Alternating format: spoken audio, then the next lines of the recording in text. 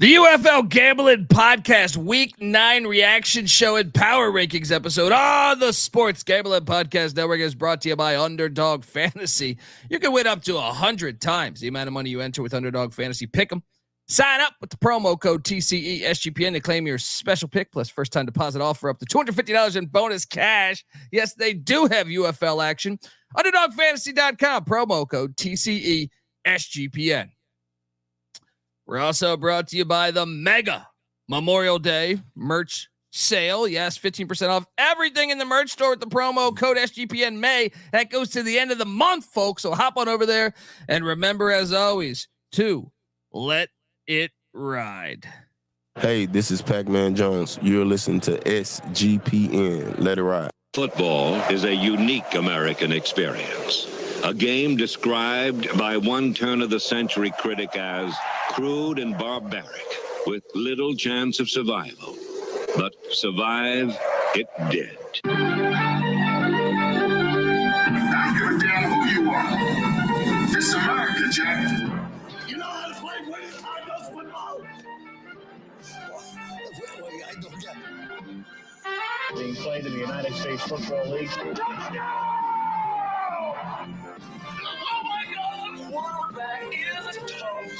We sometimes forget that football, being the consummate team sport, is a great deal more successful when you do play as a unit and don't rely on individual talent.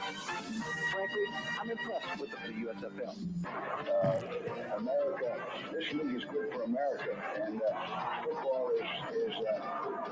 is a sport that is made for television. That is football. I'm like, spring football is going to work in America. You play to win the game. And now it is time for our USFL report. Boom, man, we're back on the UFL Gambling Podcast Week 9 reaction show, power rankings.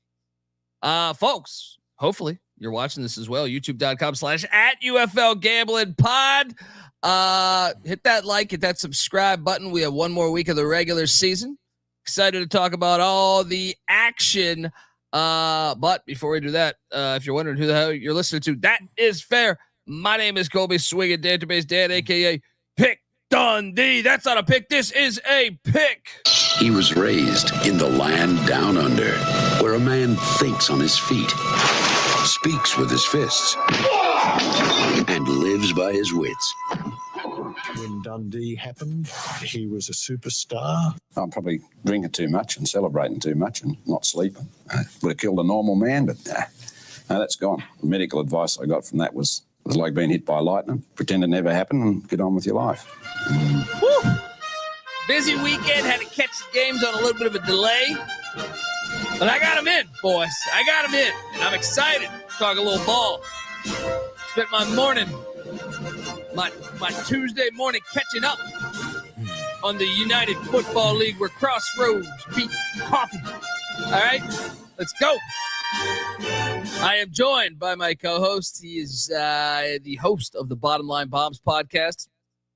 They call him the man in the box, a.k.a. Scumbagger Vance. Give it up for CJ Sullivan. How you doing, buddy? Good, buddy. And the bet detective. Don't forget all the laddie daddies. Oh, forget all the nicknames. I want to be like Apollo Creed, the master of disaster. When he says, and Rocky comes in, you got enough nicknames there, Apollo Creed. Great. Here we are.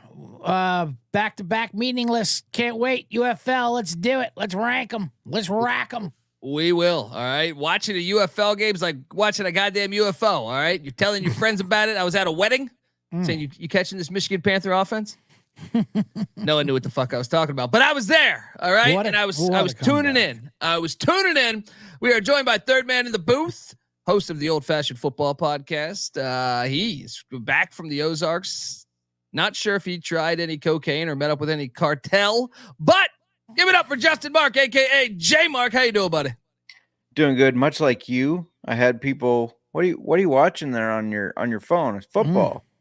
Oh, what football? What football's going on right now? The UFL. Oh, see, I need a break from football. What's the matter with you guys? Why do you need a break from football? Oh my God. Get the fuck out of here. Like, that's a person. That's what I mean, though. It's like that's what I'm talking about. This country's losing its way. You know what I mean? You got people like that. I need a break from football. You kidding me?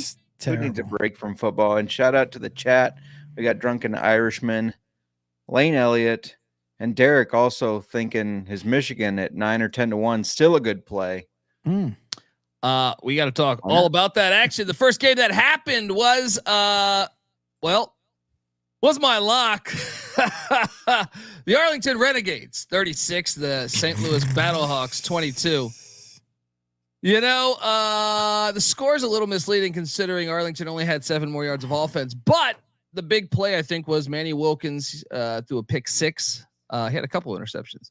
Back to back. Yeah, and it was actually hilarious because the announcers go, "How's he going to bounce back from that throw, that interception?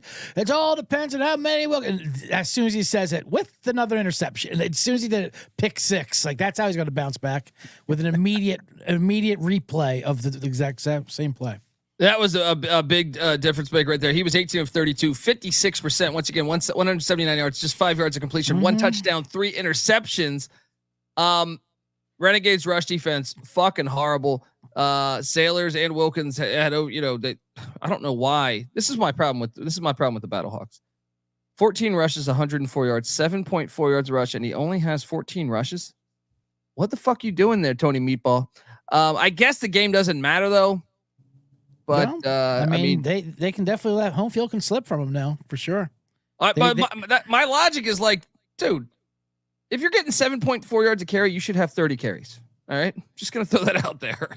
Like get him the ball more and more and more and more and more. The game was fairly it took to late third when they opened it up. I think the Renegades opened it up late third after that pick 6. They had a little bit of a lead and then they got the pick 6. So, I mean, are you concerned? And by the way, Luis Perez taught himself how to play QB on YouTube. Yeah, he kicked ass, 67% completion percentage, 259 yards, 7.2 yards of completion, 3 touchdowns. They still couldn't run the ball much, averaging just 3.8 yards a rush on 23 carries. Sal Canella had a big game, and same with Isaiah Winstead, former East Carolina Pirate. I mean, CJ, what'd you make of this game? Well, like I said, Arlington shot back up. I didn't think they put McCarron in there, but I thought he'd be kind of ready to go if need be. Wilkins did not look great, although he did finish with good stats. But those back-to-back picks were just brutal. But Keem Butler didn't do much. I don't know. Their defense usually doesn't give up that many, but their defense was playing better, so it was definitely a step back for their defense. Well, you're playing that offense. That offense can put up points on them in the Battle Dome too.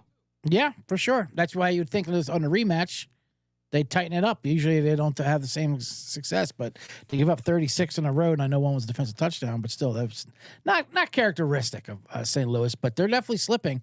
I mean, they got to get now all of a sudden, because as we'll get to, San Antonio beating Birmingham, this game this week actually matters for home field, which you did not see coming, because they assumed that Birmingham would do what they have done for the last 3 years, and that's win.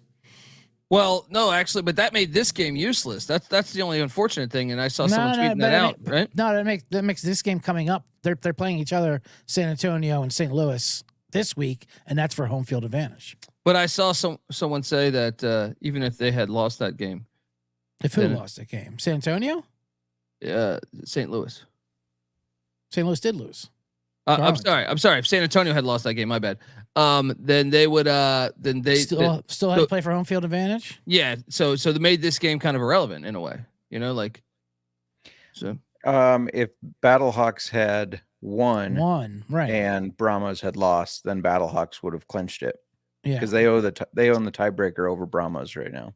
Right. True, but this game occurred first, so they said no matter what in the San Antonio game that it didn't matter. So it kind of sucked a little bit. But anyway, J Mark, your thoughts? Either way, they're a mess right now. Yeah, your thoughts on this ball game? Yeah, I mean, I think St. Louis needs McCarron to come back, right? Manny Wilkins, he looked all right last week. This week looked a little more panicked and a little more like he didn't know what he was doing or have a control of that offense. 3 interceptions, you can't throw 3 interceptions, including a pick 6, and win games. Even last week though, like he did a lot with his legs, but he still was Yeah. only completing 50% of his passes. He didn't look the best throwing last week. Yep, true. And he brings that ability to scramble that AJ doesn't have, but I think they'd take AJ's passing any day over Wilkins' ability to scramble. So they got to get him back so that they can win home field advantage and rock the Battle Dome all the way to the road to Missouri. Yeah, yeah, and where everyone wants to go. Yeah, so you just did it. So look, shout out to Sam Pierce saying, just wanted to jump in and say you guys to say thanks, guys. I will watch this tonight. He's at work. Okay. What's more important, buddy? All right, your job or this damn podcast? All right. No, shout out to Sam. Appreciate you, man. Look, folks, I want to tell you that you are listening to the UFL Gambling Podcast, part of the Sports Gambling Podcast Network, and the college baseball tournament starts Friday. And Noah Beanick has you covered with the College Baseball Experience Daily Picks episode for every single game, regional previews, and much, much more. Plus, we're running a mega Memorial Day merch sale, 50% off everything in the merch store with the promo code SGPN May. Get yourself a Bet Detective t-shirt or one of these college experience hats, or, old-fashioned football t-shirt. We got all the stuff out there. Hop on over. We have a spring football t-shirt. Jump on over there and check all that stuff out. But yeah, check it all out. All right, we are back. And the next one. Spot. Oh, I think I mean, how good was our handicapping this past week for this one? Brahma's 18, Stallions 9.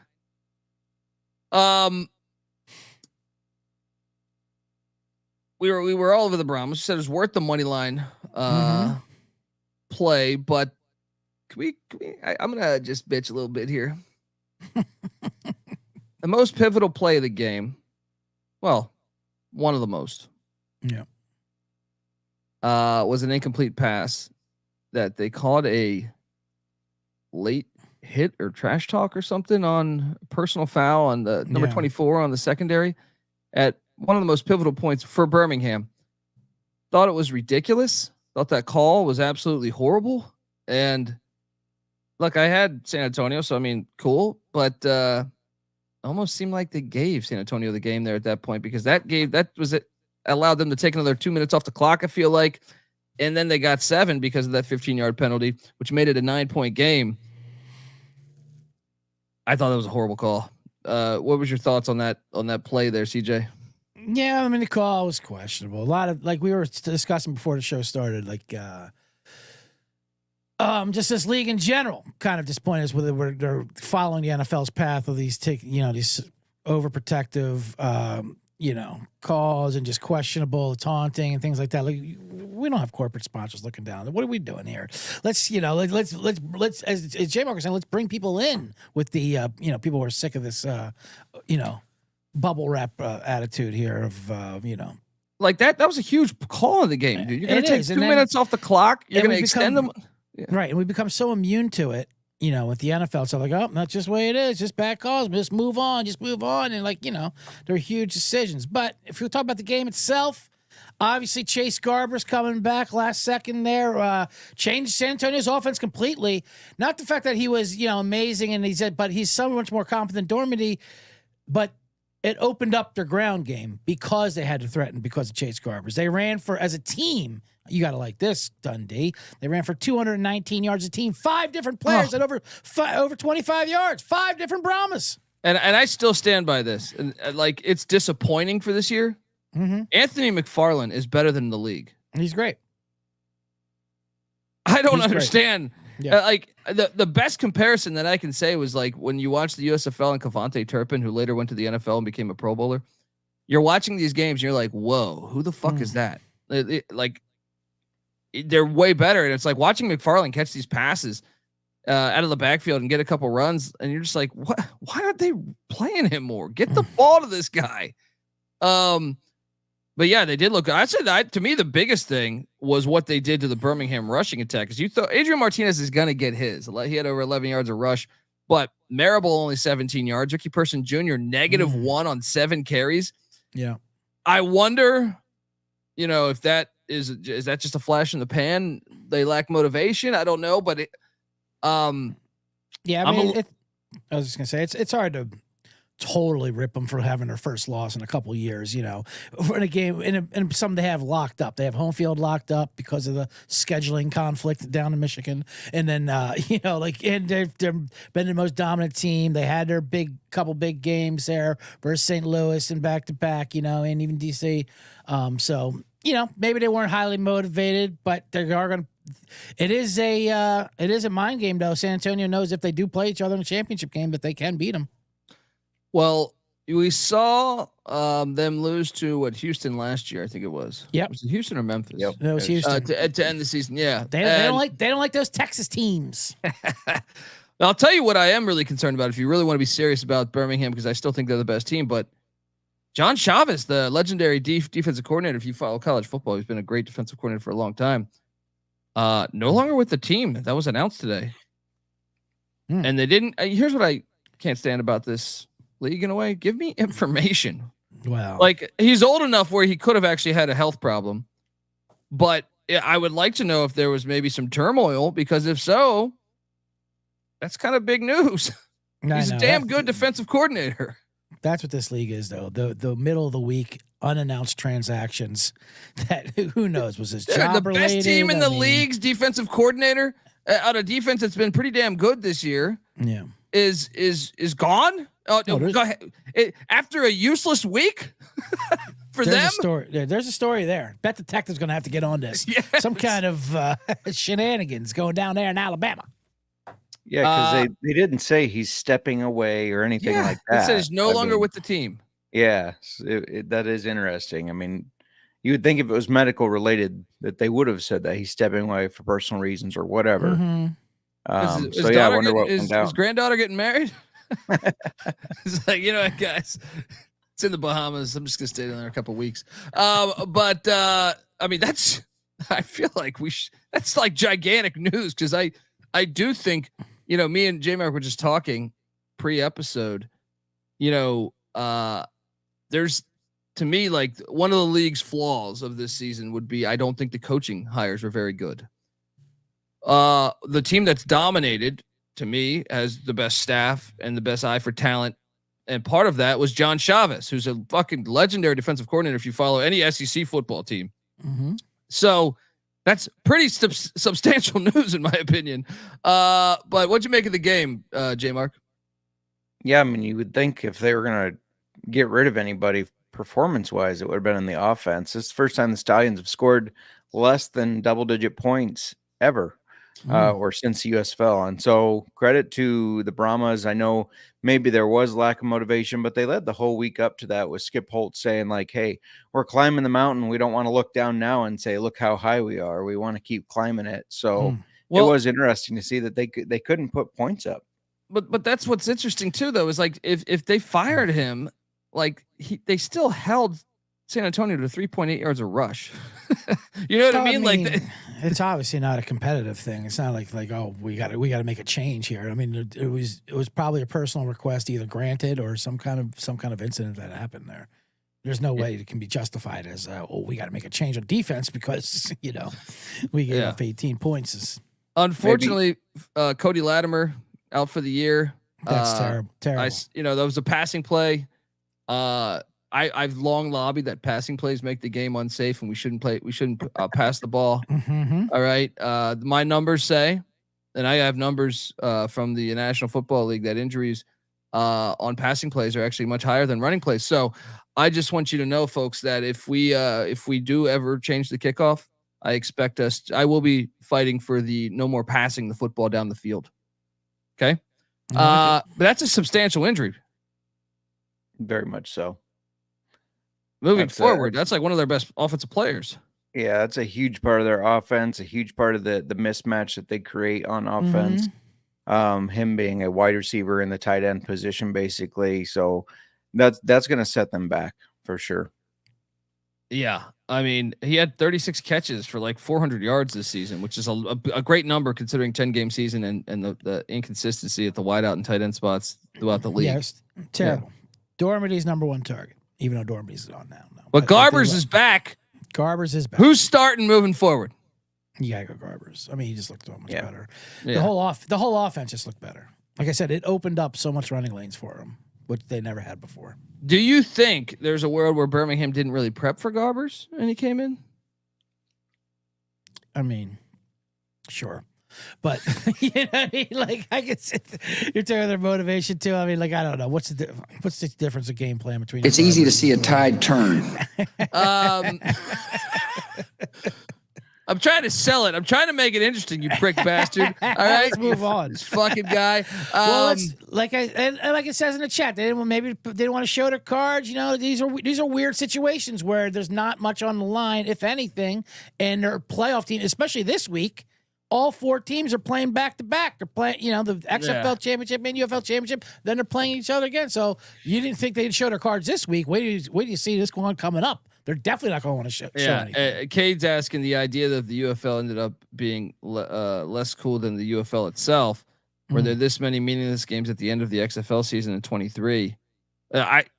No, because the XFL put teams in the playoffs with like a 4-6 record. But you know, I do think both though. Like that's a little bit on the league with the coaching. Like there's a gigantic gap on a couple of these guys are well qualified to be coaches. A couple of them are not, in my opinion. Yeah, when you have that, you're going to have a league where it's kind of front loaded on the teams with the better coaching, in my opinion.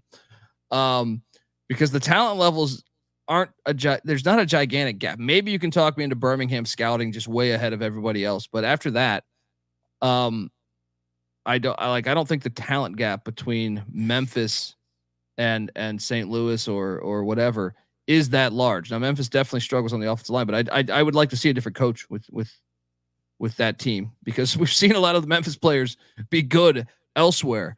But anyway, so shocking outcome there. Obviously sets up for potential home field for the San Antonio Brahmas. Folks, before we get to Sunday's action, I want to tell you that the UFL Gambling Podcast is brought to you by Underdog Fantasy with the NBA playoffs here. Our sponsor, Underdog Fantasy, is making it a lot more interesting. Underdog Fantasy is the easiest place to play fantasy sports. Playing their pick'em games as simple as selecting higher or lower on player stats like points, rebounds, assists, and much, much more. You can make entries of all basketball or mix and match across your favorite sports. You can win up to 100 times the amount of money you enter, and it's a ton of fun, as I alluded to earlier. They do have UFL action, so jump on over there. Underdog's available in 30 different states, including California, Texas, and even the great country of Canada. So what are you doing? Hop on over there.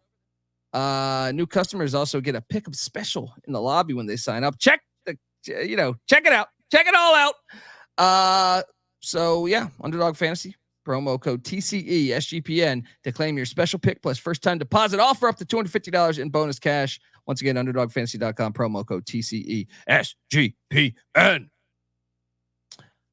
All right, we jump back to the wild week of United football. As I got to be honest, I watched all games. I was in a wedding. Had to fly back to the East Coast and had to watch all the games pretty much. Like I said, I tried watching a little bit on my phone at the wedding and quickly realized that might be a no-no. It's one thing if it's a league that's been around for a long time, but then you're just like, I'm trying to watch this UFL game. Yeah, usually it's college football during the fall. Someone has a wedding, and everyone's circled around the TV for a big Ohio State Michigan game or something. Hard to justify. You catch this Defenders game? Why you're ruining this poor woman's life, her biggest day of her life, with checking out the old Memphis Showboat DC Defenders. So I'm rewatching all the games, and this is the one I probably watched. I put it on, like I have the Dodger game on right now, but I'm saying I put it on. Mm-hmm. This was a little bit of a snooze fest, man. This one was just an ass whooping. We nailed it though, but it was my lock. Loved it. Jordan Tama went with the DC, went with the whole DFS lineup. I said it was a get right, Tama. They're right back to my power, not to preview the power rankings, but Birmingham better watch their ass. DC is back. Dude, 431 yards of offense. Jordan Tamo looked like incredible. Looked like Randall Cunningham back there. And he still had some picks in the end zone because he loves to be Tamu. I mean, this game's score should have been way worse than it was. It should have. I mean, they were getting pretty much everything they wanted. They were averaging like 10 yards a play, I feel like, at one point. Incredible. Memphis got some garbage points to make it a game. Vinny Papale getting in there, getting some DFS points. Vinny Papale. Memphis, the clear worst team in the league. I'm revealing my hand, but I think we all have this. Get the flippo out of there. Are they even going to be in Memphis next year? Speaking of that, Moose Johnson, which seems like a lot of times he has nothing to do with the league, but he did a random interview, and he said, at this time, I don't see any changes in the markets for year 2. There are ongoing talks about expansion, and we're going to have a decision on that soon. So first he said he doesn't see any changes. There are whatever ongoing, but they'll have a decision soon. But it sounds like no markets are changing. No markets are being added at this time. Seems like we're going to be stuck with the same 8 teams. So crazy. They should relegate. Like, they should be out and Sea Dragon should be in. Let's get some fucking Danuch. Generals. This is insane. New Jersey Generals. Yeah, exactly. It was good to see a Victor sighting. I haven't seen him all year. He popped up with 98 yards and a touchdown now. So I was talking to June Jones, and we're lining up an interview with June Jones. He never lost a game as a coach in the XFL. Why the fuck is he not a coach? What the fuck am I doing here? Like, I don't even understand how he was an OC and Haslett was the head coach of Seattle last year. But then when you add in, he was 6-0 with the Houston Roughnecks. You're like, this is what I'm talking about, guys. This is what I mean. It's like you were like, let's call Curtis Johnson. June Jones. No, he's only a guy who created one of the most legendary offenses that every team uses these days. But no. Let's call Curtis Johnson. Let's call John DeFlippo. Big time fail. I know. So big time fail on the coaching. Like, to me, there's Mike Riley. How much is a UFL? How much is a UFL franchise? Can we get in there and run one of these things? I mean, can we pull together, get a Kickstarter going, a little Patreon action for this show? Let's buy a goddamn football team in this league and hire June Jones and run this thing properly. Run the ball 50 times, and we'll dominate this league. So I was trying to think about this. We've had all these spring leagues, and the only other one I could think of where someone went undefeated, the league folded, Spurrier with Orlando in the AAF in 2019. So like Spurrier, I understand, like, that league never came back, but like, one of the first things, if I'm bringing back the XFL and be like, we got to get this guy coaching, that team's fantastic. No, I don't understand. I mean, I highly doubt he turned it down, because I think he wanted to keep coaching, especially after speaking to him. But anyway, any other thoughts on this game? This was the worst game of the weekend. This game, this was like 28-7 at one point. You know what I mean? This was an ass whooping. Well, this was part of the regional coverage, and they kept giving us the highlights from the other game, and they were thinking about flipping over. They were just about to flip over. I don't get damn right, man. They actually said, unless you're watching in Memphis and DC, and then like, and if you're not, why are you watching this? They basically said, and they said they're about to switch over, but then Memphis scored, made a kind of, then they're like, well, I guess with this league, who knows? I guess they're if you're within 19, you can kind of tie it up. So who knows? It's a key number. How's that a key number? 9 plus 9 is 18. Yeah, I don't 18. understand this fucking. These announcers don't even understand the league. 19 is a key number. J-Mark, Defenders team on the rise in 25. You guys need to cool it with this Defenders and Tamu praise. It was against the Showboats. They've sucked all year. They make anybody look good. So let's calm down. They locked Michigan down. I'll tell you that last week. They locked your Panthers down. Your beloved Panthers. Too much Panther love in this show. Oh, buddy.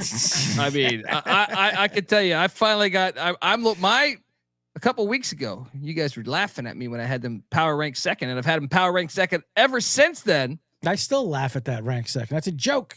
I'll tell you what's a joke. It's Mike Nolan. Yeah. Oh my God, watching this game. I watched this game this morning. Right. Okay. Yeah. First off, the fact that Danny Etling starts. You get up early in the morning, change the diapers, woken up, pop on replay of that Panther rough. Well, I was at a wedding. I kept up with some stats, but the fact that they're like even like mid-second quarter, they're like, Danny Etling's our guy moving forward. Right. And then I saw after the game that he says EJ Perry could be back soon. What? Bryce Perkins, short of like one pass that should have been intercepted, but was magically caught. All right, guys, I'm gonna go insane because he's so much better than everybody in this fucking league besides Martinez and McCarron's. Like, there's 3 quarterbacks that are just way better. I mean, he ran for 76 yards and 2 touchdowns, 13 yards a rush. He throws 12 of 15, another game with 80% completion percentage, 121 yards, only 8 yards of completion, 8.1. But he did have an interception. But that was kind of a fluke play on a tip ball at the line of scrimmage. But what's going on here? I just don't have confidence that he's going to start this guy. No, they did. Well, because what did Perry do last year? He came in and put him on a playoff run. They got him hot, so they think it's going to be, repeat the same thing. No. You just have to. They didn't make the playoff. You just have to ignore everything. Well, they got hot at the end. Pittsburgh made the playoffs. Yeah. Right, Perry did. I'm saying no, but Perry made a run, and then he's got to ignore everything else he's done. But they were outplayed. Houston, and as far as this game goes, and this has been Houston's season. They're still playing. They're still tough. They have talent. Curtis Johnson's a moron. He cannot come back as the coach. I would have started Henderson all year because he's at least gives them some wheels. He can run. How about the announcers actually roasted Johnson for when he super challenged on a late hit on an extra point attempt in the first half and lost it. They're like, what the hell are you doing? Who cares? Even if you get it, you still have to redo a 1-point PAT attempt, and it was like 6-0 at the time. What the fuck is wrong with you? and they show. I don't know if it's stock footage, but the cameraman always has perfect footage of Johnson just looking dumb, going like, "What's going? What happened over here? Late hit, right? A late hit. What are you doing?" And they've lost 1-score games. I think this is their 6th 1-score game that they've lost, and that's 100% on the coaching. But the guy who's winning, Mike Nolan, is fucking horrible 90-10. too. I'll throw Reed Sinnett in there a little bit, but I mean, Bryce Perkins didn't get his first snap until what, like a decent couple possessions. I feel like. I just don't understand it. Like, why even start Danny? And then he says Danny Etling's our guy. EJ Perry can be coming back. What? This is my problem with this shit. It's like. I mean, we'll get June Jones. We got Bryce Perkins. Let's get this franchise. Let's get this suspension. June Jones made PJ Walker, got him to the NFL. Mm-hmm. He can do I guarantee you, he can get Bryce Perkins back in the NFL. That's what I'm saying. Let's get this organization going. We just need a name. I'm just going to go ahead and say they need to hire me. That's what I'm saying. We're going to go to I know Bryce Perkins is better without seeing him even throw a ball. I knew from tape 2 years ago. I was like, he's better than all these other fucking shitty quarterbacks. You're always 2 injuries away from a championship run. There's got to be guys out there. PJ Walker's available. He's probably better than half the fucking quarterbacks in this league too. This is mind numbing. J Mark, why does he try to not play Bryce Perkins? It's a good question. I have no answer for that. It doesn't make a lot of sense because, like you said, when you look, just even in a couple plays, Perkins is way better. So like a 35-yard run at this game too. EJ Perry, he's the quote unquote a running quarterback, and he hasn't ran for fucking 35 yards all season. Yeah, I mean that was their excuse for starting Perry to begin with, right? Well, was his running ability.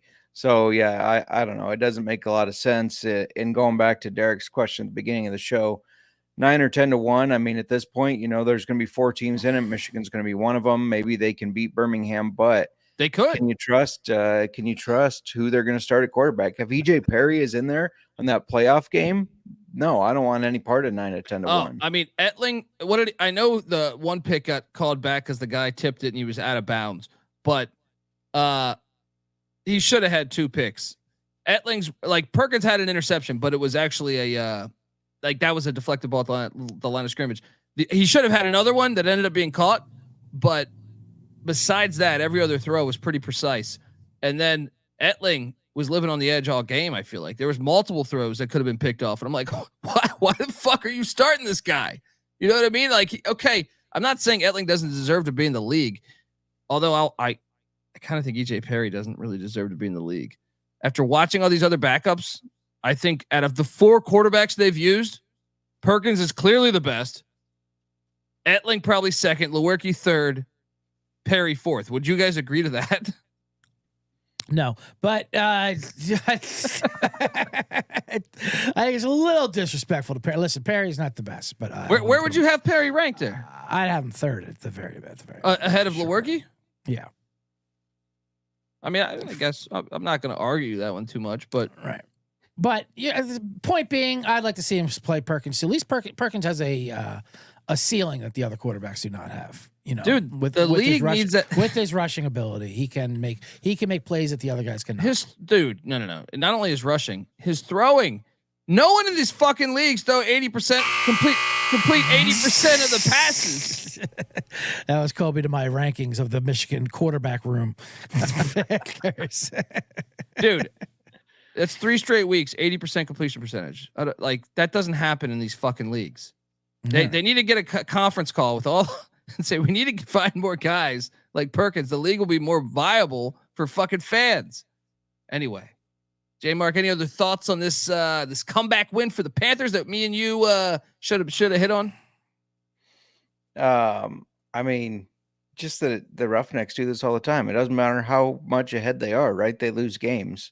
Amazing. So I mean, it was easy money if you were betting. Were we all in Houston? I know I said the fuck it Houston +3. I know. Yeah. Dundee. I was not on Houston. I was on the Panthers. I was on Houston. Houston. We gave it out. We also said it was our least favorite game, confidence wise, and this is exactly what it turned out. It could have went either way. Houston scored like 18 consecutive points in the third quarter, and then Michigan shuts them out and forced 14-0 in the fourth quarter, all at Rice Stadium. I mean, it was just, it is what it is. Yeah, it was a shock. I thought it's a mistake. Yeah. All right. I mean, I don't think we can keep. I mean, Marcus Thompson did play. Scored. Yeah. I mean, Houston's Houston, man. Who's the worst? I mean, let's get to those power rankings. But before we get to those power rankings, folks, I want to tell you that the UFL Gambling Podcast is brought to you by Rhythm. Yes, if you're betting on the NBA player props, then you need to download Rhythm. Rhythm gives you a menu of the best player props for every single NBA playoff game, making it easy to go through and find the best props to put your money on in seconds. Rhythm's predictions are backed by over 3 years of data and a team of data scientists. They focus on fine-tuning their algorithm to give you the best shot at winning. So what are you doing? Hop on over Rhythm. It's RITHMM. And they pair its predictions with player prop graphs to help you feel even more confident in your picks, which you can make wherever you normally place your bets or DFS picks. From superstars to bench players, Rhythm finds the best player prop lines, all backed by AI data without you needing to endlessly scroll through a sports book. So what are you doing? Start your free 7-day trial and start winning with the NBA player props with Rhythm, available wherever you get your props. Or I'm sorry, wherever you get your apps. We're back on the UFL Gambling Podcast. That was for the algorithms. Yeah, there we go. Quants. J-Mark, I can see J-Mark being a quant of the agricultural world. I definitely could see that. I did take quantitative decision making in college twice. Yes. The first time didn't go so well. Well, I don't get the brain man cold. The CPU is a neural net processor, a learning computer. I'm sorry.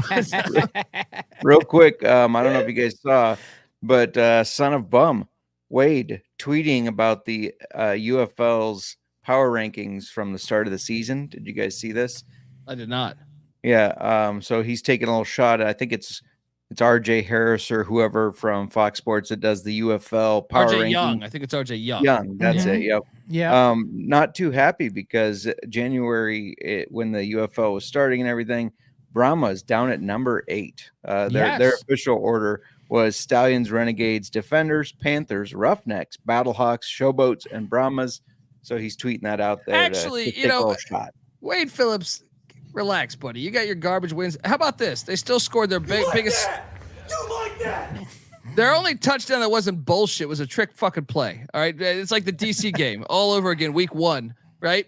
Still better than the Showboats and the Roughnecks that they had them ranked below. So very true.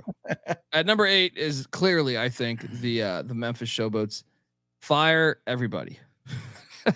Fire everybody. Go get June Jones. All right. You can leave 2 tickets for Elvis and bring in Jerry Glanville, defensive coordinator. All right. Who do you have at 8, CJ? I've had them all year. I had them at 8 when they were 1-0. I've had them pinned as the worst team in the league. You guys laughed in my face early on when I had them very low. Couldn't believe because they're such a disappointment. They were talented, no doubt about it. Not only the worst team in the league, the most disappointing team in the league by far because they should have been in the top 4. I really believe if Mike Riley's coaching this team, they're a playoff team potentially. Like I know they're in the USFL division, so but they would at least be like 500. I don't think they'd be horrible. But that's to me like you got to pay attention. Like especially in these spring leagues, the coaching matters so much to me because the talent from roster to roster is not that big of a gap unless you're Birmingham. And another thing that's disappointing is how early in the season they've shut down shop, they've closed up shop, whatever, a long time ago. Oh yeah. So I am disappointed that there's only one more week to fade them because they've been absolute fucking money just to go against. You don't even think about it. DFS betting wise against the spread, just hammer and against Memphis because they don't care. They're done. They're quit. 100%. You can't win. J Mark at number 8. What do you got? Yeah, Showboats. This was a team I was kind of excited about. You know, I made the argument in the preseason that it looked like they took some of the best players from the defunct teams. That's what I'm saying. Like I believe now the O-line, it's tough to really know your shit. I'd have to really be able to like watch a lot of tape on each player. But Jonathan Adams was one of the best wideouts in the USFL a year ago. Darius Victor's been one of the best running backs the past 2 years. Titus Swen, I thought is a good running back, and I think he can be good on another team. They have Trey Williams, who was also good on the Generals. Cookus was great on the Stars. Some of their defensive players were good in the league a year ago. Adams, the corner that had a pick, he had played previously, and I thought he was pretty good. It doesn't make a lot of sense to me. That's got to be on coaching, and everyone should be fired. At number 7, don't let those Showboat fans, you know, they want him out. CJ, those 300 people want him out. Can't even go. Word on the street is he can't even go into BB King's. All right, fans throwing shit at him.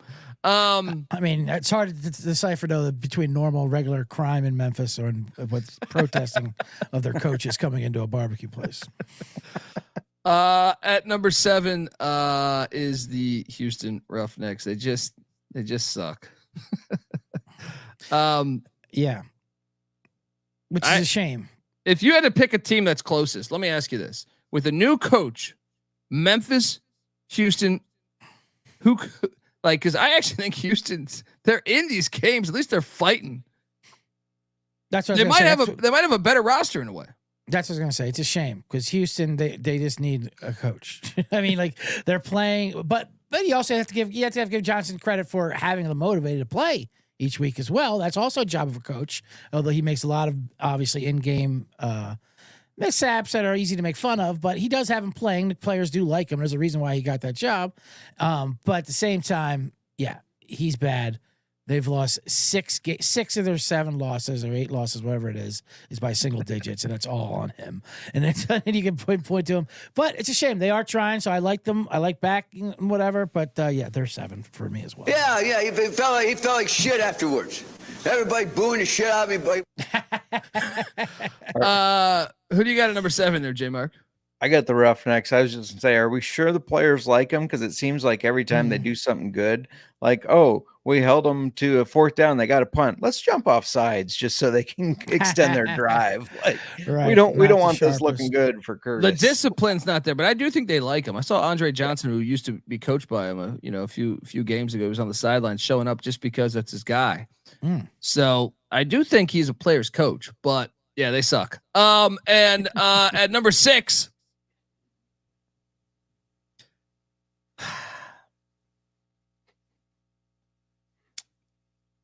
I'll go DC. I was close to putting a playoff team. At number 6, I will put the DC Defenders. Greg Williams. Hey, they should just get Greg Williams. Make him a head coach somewhere.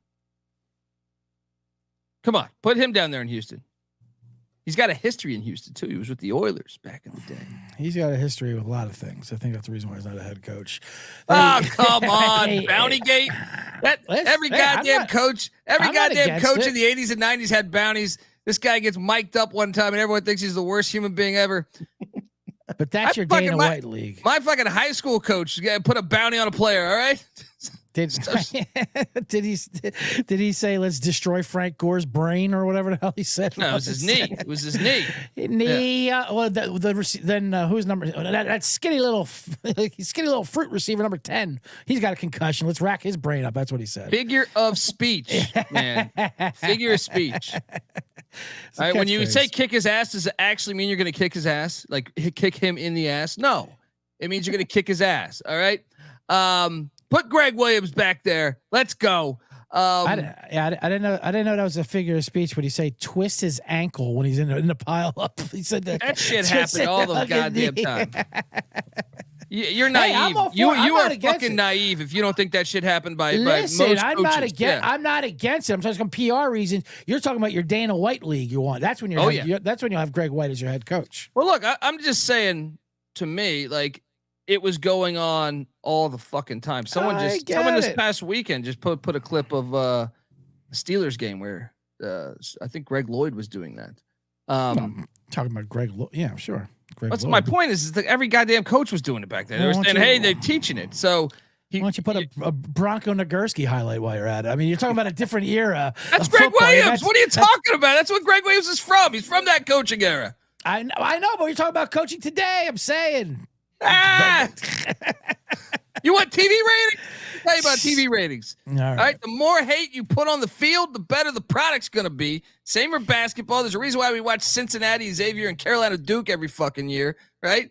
The more they dislike each other. People will say, like, what's your favorite NFL games the past couple years? You know, or past like 15 years. It was like Ravens Steelers always delivers, you know, ratings wise. Seahawks Niners there for a bit where they hated each other. I'm telling you, I could be 1-800 pick Dundee, UFL people. All right. Hashtag UFL Jeff sucks. All right. What the fuck are we talking about? Who's number 5 for you, CJ? I think we're still on 6. He's at 6. Yeah. Oh, sorry. Yeah. That's what I meant. Yeah. This is tough. These whole power rankings is tough. I mean, honestly, we could really throw a blanket on all these 2 through 6. If you ask me, I'm not 3 through 6. I can say 2. Trust me. I mean, that seems. But just to keep it fair, I will still go with DC at 6 because of it was Memphis who they beat, and that's how bad Memphis is, and they did rock it up. And I am a believer in DC, and I'm a believer in Arlington, all those, but just because I think DC will shut it down, and it doesn't matter. I'll put DC. It doesn't matter when you're switch between 4 or 5, 6, whatever. I mean, I hate to talk bad about them after their big week, but they had they had so many opportunities during the year that I can't look upon, especially at home, that they blew. So DC at 6. Congratulations, you beat Memphis, but that's it. J-Mark, who do you got at 6? Well, I was prepared to say sorry, CJ, but he's got him here too. So, yeah, I got DC as well. Yeah, we all are. We all have the same bottom 3 in exact order right now. Mm-hmm. At number 5 for me is the San Antonio Brahmas. I don't think this team's great, but I'll tell you this: I think their roster's good. I just don't think they're a gimmick team. All their wins are either trick plays or goddamn 4th and 12s. All right, I'm not buying into this team being any damn good. Wade Phillips can tweet all he wants. Surprised he knows how to fucking tweet. All right, son of a bum, tweeting right at you, right fresh off of beating Birmingham, tweeting at all the haters, and Dundee puts them below Arlington for God's Birmingham's sakes. not even playing. Arlington's offense prolific. It's not. They don't need a bunch of gimmick trick fucking plays. All right. And to me, son of a bitch. And to me, I still question the coaching staff when Anthony McFarland barely touches the ball week in and week out. Oh, you question the coaching staff, do you? I do. You question this man right here? I can't see. Lift it up. can't even- Yeah, there you go. Good Yeah. question. Oh, wrong camera. I'm putting it at my laptop computer, and I realize that's what I'm just watching. Look at this son of a bitch. You're fucking questioning this coaching staff. Hey, I this bought goddamn that leather book. helmet. I'm paying goddamn rent. All right, that's my book. Yeah, and you're burning it, and now you're fucking burning it right now. I wanted to start Tommy Maddox over John Elway. Yeah, You're sure. You're lucky Bum Phillips does not subscribe to a podcast. Well, Bum Phillips. Now you're talking something different. Bum Phillips. You son of a bum. Yeah. Look, until Wade Phillips wears the cowboy hat with belt buckles, he ain't the son of Bum fucking Phillips. All right. God damn. Yeah. So I want to know who you got at 5 then. 5 have Arlington. I mean, I know Luis Perez, fantastic. Whatever, they had a nice victory. Every time they're at home, that offense flies, right? Sometimes. And then when you think they're going to, they don't. I mean, it's, you never know their motivation. I mean, I could literally motivation wise throw Arlington down 7, but they're with Perez, that offense is so prolific. They could really beat anyone, but they could also lose to anyone whenever they decide to. So number 5, Perez, good win over St. Louis. Congratulations. Go fuck yourselves. Terrible season. J. Mark, who you got at 5? Yeah, I mean, this team should probably be above one of the playoff teams, Arlington. Mm-hmm. But I said right away when I was doing power rankings, once the playoffs were decided, I'm not putting a team that couldn't make the playoffs in the top 4 over teams that are already in the playoffs. So yeah, I got San Arlington. Antonio's fucking whole season is bullshit. Well, their whole season is bullshit. You can go game by game. I could do a goddamn seminar. All right, please. I'd probably get more people at my fucking seminar than at these games. And let me tell you this: I can go one by one on how many cockamamie plays. All right, this team is bullshit, and I can't wait for them to play and win the championship. But yeah. Any other thing you want to say about your Renegades at 5? No. Okay. Just win-loss record matters. Mm-hmm. All right. In most football leagues, but at number 4, I do have the Arlington Renegades. I'm still not sold on the defense, but I can tell you this: they have a better football team than San Antonio. They don't live by gimmicks. If anything, they've gotten crushed by gimmicks. All right. They're better team, better offense. The stats back me up on this. Who do you got at number 4 there? Bet Detective. This is where it starts to get tough for me when you're ranking these playoff teams. I don't like to shit on the Brahmas after the big win, and Garber's made that team look completely different. I do have to, I mean, I have to give Birmingham the pass. So you don't know what their motivation was. Bum, son of a bum, coming out tweeting. I know if I don't like that. I mean, yes, you are proving some people wrong, but you're also, like you said, they had a lot of absolute nonsense all year long. But that has nothing to do with where they're at now. I mean, they moved on. The record is what it is. And they somehow, every time they win, it seems like a complete shock to Wade Phillips, like they told, hey, how do we do that? And then he's tweeting about it. Right. Now he's tweeting about it. But I will say Chase Garber's definitely gives him hope I like the way they ran the ball over 200 yards against Birmingham. You can't deny that. And they shut them down. And that D-line is real, and they bring sacks, and their defense can do, so they can win any game. So I don't mind them, but they are still at 4. And the difference between 2, 3, 4 is closer than it's ever been for me. Yeah. I mean, it's kind of just not mind-numbing to me that Arlington's that bad. Arlington leads the league in takeaways. You know that? How do you have the number 2 offense lead the league in takeaways and one of the worst records in the league? Because Luis Perez is a loser. It's just former extreme champion. Come on. J Mark, who do you got at 4? Couldn't help myself. I do have the Brahmas. I am, as like a Battlehawks fan or anything, this is close. Mm-hmm. If you look at their defense has been getting better and better. It feels like the defensive line pressure lead the league in sacks right now. They lead the league in sacks. Yeah. They have McFarland, who, he was injured for 3 or 4 weeks there, but when he's on the field, we've all said he looks like one of the best players. And I'm not even sure he was injured. I just think they might have their coaching might be that shaky where they just had him as a DNP. Right. Anyway, continue. And Jonte Kirkland, very good. It hurts that they lost Latimer. That's going to hurt them. But I mean, this is a team. I wish the odds were a little longer than 4.5 to 1 to win. But this is a team that they could. I mean, they had like CJ said earlier. Now they have the confidence, thinking, "Hey, we beat these guys once in the Stallion. So if they can just get back to that game, they're going to believe they can do it again." Absolutely, and it looks like the path is there for them, especially if they can avoid having to play at St. Louis. Right. I mean, it's set up for them. That's a huge difference. For sure. Yeah, that is a huge one. All right. At number 3, I do have the St. Louis battle cries. Look, I don't know how much it's like the Birmingham loss. I don't know how much to put into it. They were my 3rd ranked team last week. They were my 3rd ranked team the week before that. I'm not going to move them just because they lost with a backup quarterback. I still have, I have my questions about this team. I've always had my questions even when they were rolling. I still just think that they're good enough to win it just because McCarron's is what there's only like 3 or 4 difference makers in this entire league. If I'm being honest, and it's like Adrian Martinez, Adrian McCarron's. I do believe Bryce Perkins is there. And I think like Anthony McFarland is one of the ones that could be a complete difference maker. That's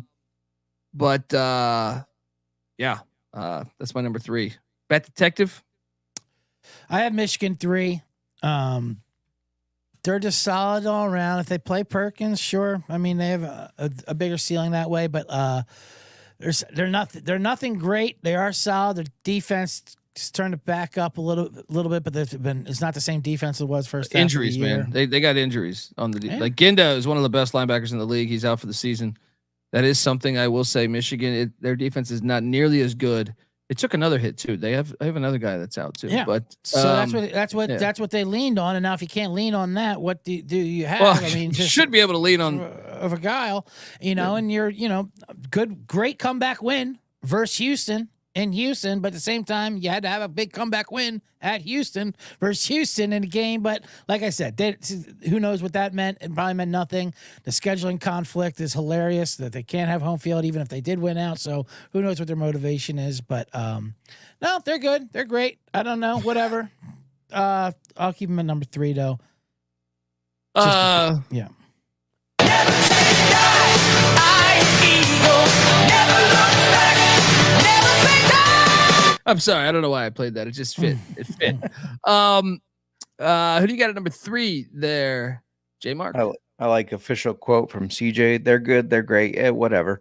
Well, it was a pointless game last week. Well, they don't right, and they don't move, and they don't move me. Like some other teams, they don't have that spark or excitement. Where like, oh, you can see their potential of it. Like I feel like they are what they are. Yeah. What, dude? If you watch the offense in like week 3 to what they do now, when Bryce Perkins is in the game, to me they are much different. I know, and that would have excited me if their defense was locked down like it was in the first half of the season. But because I still of the think injuries, it's solid. I don't think it's the defense took a hit, but I still think it's solid. Yeah, it's not the worst defense for sure, but they need to be better than average for them to be good because their offense isn't crazy explosive. They did let the Roughnecks score 22 points. I almost moved the Battlehawks down because the fact that they gave up so many points, their defense did not look good. Right. But I kept them where I had them last week because if a team is down, let's say by 14 going into the fourth quarter, I trust the Battlehawks to be able to overcome that deficit more than I trust the Panthers. So I have the Panthers at number 3 here. Well, I have the Panthers at number 2. I think they're just a more complete team than the Battlehawks. I think that when I watch the Battlehawks, even with AJ McCarron, they're kind of a one-dimensional team to me. I don't think they're very physical. And I will say they, for a couple weeks there, like, was it week 5 or 6 or 4 and 5? They started to get a little more physical, which is why I kind of had them at I think for a minute, at like 1 week or 2 at number 2. But I just need to see a bigger sample size of that to me. McCarron's is a very good quarterback, but he also doesn't have the running capability of Perkins. And that is the one concern about Michigan is I don't know if their coach is smart enough to recognize that one guy's better than their whole entire quarterback room. But I think with him in the game, if he's starting, they're a much more dangerous offense than St. Louis, in my opinion, because they can beat you many ways. So yeah, that's why I have Michigan at 2. And I have St. Louis. Yeah, I have St. Louis at 2. Although they could have been 4, 5. Who knows? I mean, we're just banking on McCarron come back and being McCarron. So who knows? But it was also a good sign with seeing Sailors run for 100 yards, even though it was against Arlington. That is a good balance that they're going to need. They can still run the ball. Defense. It was uncharacteristic for them to get lit up by it. Maybe it was just a Perez revenge game. Who knows? Coach Tony Meatball is what it is, but he'll definitely have them still motivated. If they play in the dome, yeah, they'll get to the championship game. By the way, I forgot to bring up Curtis Johnson's field goal on 4th and 1. What was that? The second drive of the game? Yeah, it's like your team has already been eliminated in the playoffs, and you're still kicking a field goal on 4th and 1. Impressive. But J Mark, who do you got it to? I imagine it's St. Louis. I got the Stallions here. No, I'm just kidding. It is the Battlehawks. Like I said, of the 3 teams, or the 2 teams, I guess, in the top 4 there that I put below them, teams behind, and AJ McCarron's healthy, I guess, which they said he could have played. There was no point in playing him. I trust them the most. So that's why they're at number 2 for me. Only they played head to head. Look, number 1's the Stallions, and I'll say this though. We've had the Stallions been number 1 for me the entire year, but with Chavez's injury, or sorry, not his injury, with him no longer being on the staff, if I had to like power rank the number 1, they'd be a little bit lower because of that. It's substantial news. And then obviously, they've battled adversity all year, whether it was Scooby Wright or whether it was, they've had a slew of different injuries. What's his name? The safety. The safety got injured. I'm drawing a blank on his name right now. But anyway, they're still number 1. Yeah, all year. I like how you say that. Like we've had them ranked 7th. No. I'm saying we on this show. We on the show, even in the preseason, had them number 1 all year. Right, and like we said, I was speaking for us, not me. All right. We'll give them a pass for that loss, but yeah, of course they're number 1, no doubt. I agree. I got them at 1. Obviously, I do enjoy how you threw in the if only they played head to head, the Battlehawks and the Panthers, after you defended having the Battlehawks higher because of the field goal and everything, and at that time, I know they didn't even have Bryce Perkins then. But at that time, you were saying, why aren't they starting Lewerke? He's the best out of all of them. They need to be playing him. And then they signed Perkins. They need to play Perkins, even though it's Lewerke's first start. I didn't know Perkins was out there. That's what I'm saying. Like, I thought Perkins has made a decision to retire. It's like if you tell me DeAndre Johnson, like, what happened to him? You know what I mean? Like, he's better than fucking 75% of the quarterbacks in this league, maybe even more. So, yeah. Dodgers win. I just made money. And let's have fun. All right. We'll be back Thursday. Yep. Talk about week 10. Until then, make sure you check out the Bet Detective and the Bottom Line Palms podcast.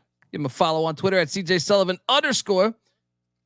Also check out the Old Fashioned Football podcast with J Mark. Give him a follow on X at J Mark Football. I'm on Twitter at TheColbyD. College Football Experience is what I host. Check out that as we break down team previews starting June 1st. Every single team in the land. And yeah, we got you covered there. And check out the Stadium Heads podcast, myself and Michael Barker. And the CFL Gambling Podcast. Me and J Mark are firing away as their season kicks off this weekend, or this upcoming week. Not this weekend, but June 7th, I think it is, or 6th, June 6th. Yeah. Hop on over there. Check out the CFL Gambling Podcast. There's some great edges you can get. We're going to get the Bet Detective come on a show and talk Canada. All right. Until next time, folks, this is the UFL Gambling Podcast. You better start thinking about yours. And we out of here. Run and shoot. We can really run and shoot. And the whole team's looking and the whole world's looking with the gamblers. Run and shoot. We can really run and shoot. And you know